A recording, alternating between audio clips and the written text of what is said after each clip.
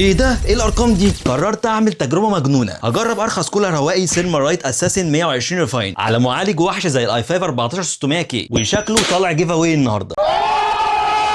وهنشوف بقى هل هيغلب الكولر المائي الام اس اي اللي ثمنه 3000 جنيه. مبدئيا كده الكولر ده جاي معاه كل حاجه، جاي معاه المشتت الحراري ومروحه واحده، وفي معاه سيرمال بيست من سيرمارايت، وبيشتغل على معظم السوكيتات بتاعه المعالج. وبعدها بدات مرحله التركيب، وارخم حاجه في تركيب البي سي هي الكولر، والحمد لله بقى انتهينا من تركيب الكولر، ونيجي نقول بسم الله ونشغل الكيس. اوه ايه المنظر الجمالي ده! ولو جينا بصينا على درجات الحراره، الكولر المائي بدون ضغط كان 43 درجه، انما المفاجاه الكولر الهوائي كان 34 ل 37 درجه، ولما عملنا ضغط على الكولر المائي كانت درجه الحراره بتوصل من 95 ل 100 درجه، وجاب 1172 نقطه على برنامج سينا بنش. اما درجه الحراره للكولر الهوائي من 87 ل 92 درجه، وجاب 1240 نقطه. الكولر الهوائي ابو 1000 جنيه اكتسح بزياده اداء 5.5%. الكولر ده مش خساره فيكم، وده بمناسبه وصلنا 20 مليون مشاهده. الجيف اواي هيتم عن طريق قناه الواتساب او التليجرام، وهسيب لكم الروابط تحت في الوصف.